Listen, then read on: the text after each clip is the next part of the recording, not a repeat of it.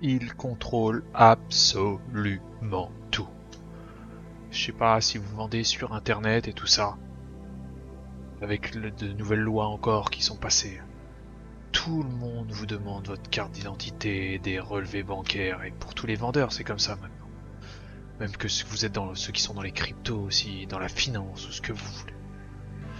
Toujours carte d'identité, on doit se prendre en photo, en selfie avec les passeports, et ainsi de suite, et ainsi de suite. Et chaque organisme vous demande vos papiers d'identité, et ainsi de suite. Et de plus en plus, relever, relever, relever. Bon, alors moi personnellement, ouais, je peux prouver, enfin je prouve tout ce que j'ai à prouver à chaque fois. Mais ça commence à me déranger. Ça commence à me déranger parce que on se rend compte qu'au travers de l'internet, à la base, si vous voulez, l'internet c'était beaucoup de sociétés privées. Vous voyez, des acteurs qui ont créé de nouveaux services, on voit des trucs comme Uber, comme Google. Et bien que ce soit ces acteurs qui vous demandent vos papiers d'identité, mais eux ils s'en foutent. Pour qui ils font ça? Ce sont pour les administrations et pour les États. C'est les États qui fixent ces réglementations quand votre banque, elle vous empêche de faire un virement. Quand votre banque vous demande des justificatifs. C'est parce que la banque, c'est pas elle qui vous bloque l'argent, elle en a rien à foutre la banque, c'est une entreprise privée. Son but, c'est que ça soit fluide. Ce sont les États. Les États qui demandent aux banques de faire tout ça. Sinon, c'est la banque qui paye. Et la banque, c'est une entreprise privée, son but, c'est pas de perdre de l'argent. Donc évidemment, elle se soumet à la réglementation et elle n'a pas le choix. Que ce soit Google eBay, PayPal, qui vous demande des tonnes de règlements, de justificatifs, de justificatifs, de justificatifs.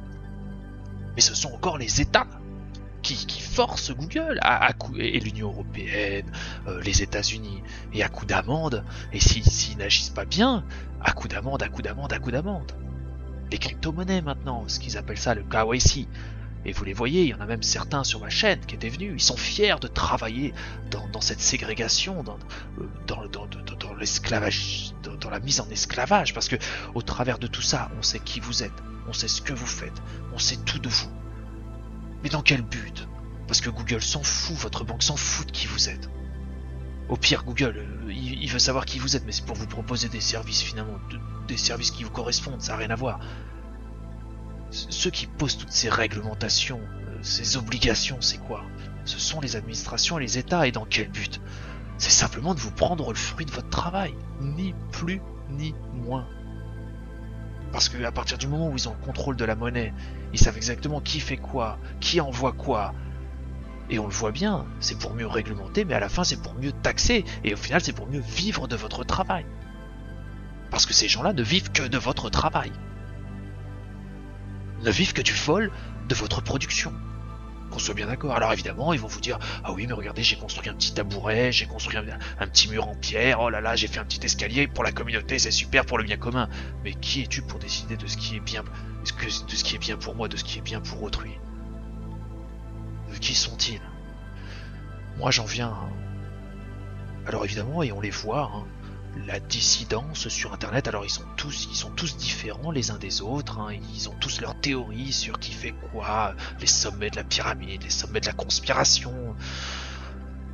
Mais au final, on se rend compte que quand on regarde un peu les commentaires et puis les interactions avec les gens, c'est tous des socialos, c'est tous des gauchistes, hein. Et puis même les gens qui vont vous dire ouais je suis de droite ou je sais pas quoi, c'est des gauchistes aussi. Si vous voulez, y a pas, enfin, ça n'a plus aucun sens, si vous voulez, ça n'a plus.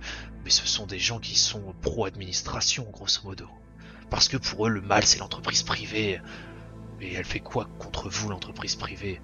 Les seuls méfaits qu'elle commet, l'entreprise privée, c'est sur ordre direct des administrations. Après, vous pouvez dire, oh, c'est, je sais pas quoi, c'est une communauté, c'est un groupement, je sais pas quoi, franc-maçon, je sais pas quoi. Mais de toute façon, si vous baissez le poids de l'administration et le poids de l'État, ces gens-là, qui soient, ils n'auront plus de mainmise sur vous, parce que ça peut être un conglomérat de personnes, une ethnie ou ce que vous voulez, ou peu importe. Mais si de toute façon vous baissez le poids et l'importance de l'administration et de l'État, il n'y aura absolument ces groupements ne pourront plus vous nuire, parce qu'on peut vous nuire qu'au travers de l'appareil étatique, le soi-disant bien commun et tout, C'est la seule chose que vous avez en commun, ce sont les chaînes. Eh oui. Et on le répète, hein, les libéraux qui sont pris en horreur, mais évidemment, l'État, les administrations ont tout intérêt, et les médias ont tout intérêt à insuffler l'horreur du libéralisme, en déformant carrément de toute pièce ce que peut être cette doctrine du moindre État et de la liberté individuelle. Mais on se rend compte là, ça, déjà il y a plus de 300 ans dans les écrits, ça allait pas dans le bon sens, mais là ça devient les chaînes. Et je parle pas que des trucs de vaccination ou tout ça, hein. Je parle pas que du médical avec tous leurs trucs, je parle vraiment de ce qui est en train de se mettre en place, d'une machine mondiale, hein. Une administration mondiale qui est en train de tout régir, de régir toutes les transactions économiques, parce que même vous êtes en crypto, mais pour avoir les cryptos il faut être connecté à internet, il faut le téléphone, et tout ça c'est régi. Vous pouvez plus passer au travers. Finalement j'en viens à un seul constat. Le seul moyen finalement de vraiment dire non, c'est de partir, mais en plus de déconnecter, de littéralement déconnecter.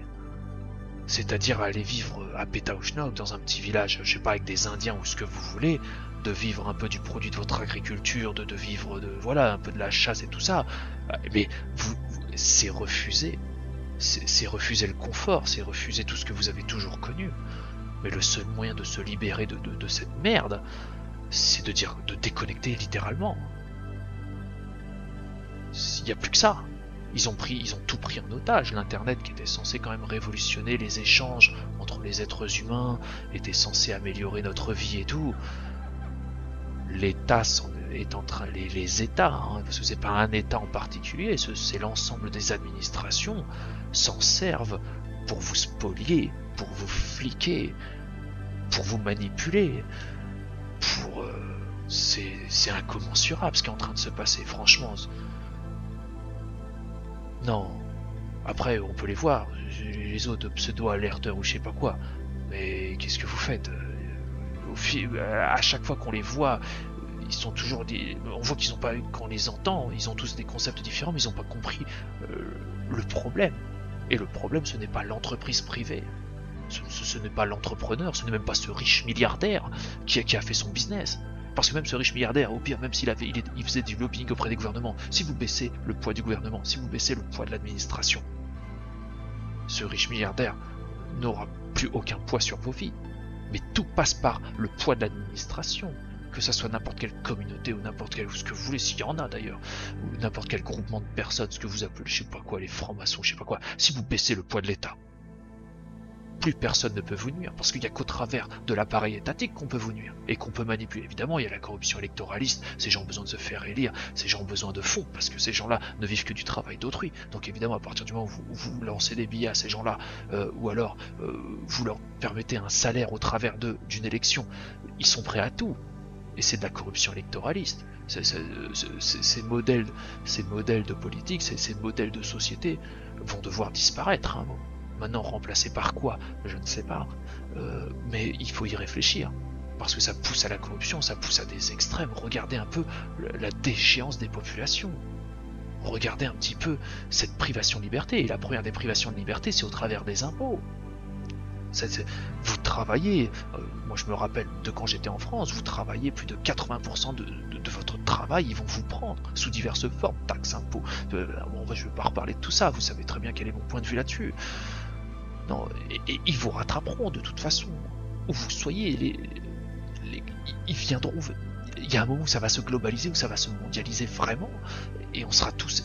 Et au final, comment il passe au travers de quoi? Il passe au travers de l'internet, il passe au travers du numérique, de tout ça. Pourtant c'était beau, moi je suis un informaticien pur souche, j'y ai toujours cru au numérique, à l'internet et tout ça. Je développe des programmes, c'est mon univers. Mais je vois mon univers qui était quand même à la base, quand j'étais petit, source de liberté. On avait accès au monde, on avait accès à toutes les musiques, on avait accès à la culture, à tout, on avait accès à tout. On y a toujours accès, mais ils l'ont pris, ils ont tout volé, quoi. Ils ont tout corrompu, putain.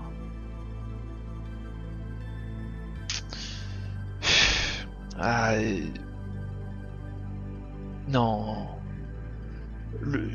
Vraiment, là, j'en arrive vraiment au stade où si vraiment ça va trop loin, j'achèterais avec mes fonds un bout de terrain, vous voyez, à côté des Indiens ou un truc comme ça, et je déconnecterai.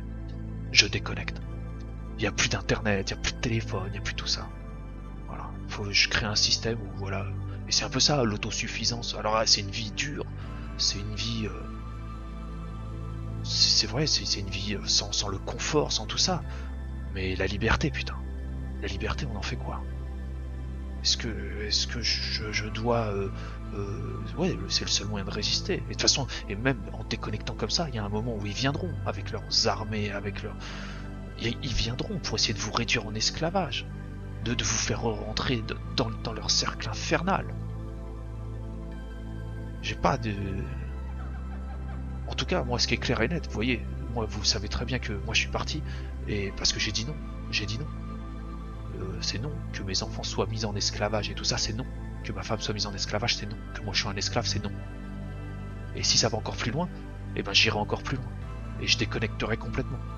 Et je trouverai, voilà, je vivrai de la terre et je deviendrai agriculteur. Je vais vous dire, même quand j'étais dans la jungle, en train de tracer des chemins, c'est rigolo, parce qu'il y a des moments où il n'y a plus de chemin, et vous tracez des chemins à la machette. Moi j'étais chez moi, honnêtement j'étais chez moi, j'étais dans la jungle équatoriale là, il y a quelques jours de ça encore. J'étais chez moi dans la jungle équatoriale. J'étais chez moi, la jungle tropicale. J'étais absolument chez moi. Et je peux, moi, voilà.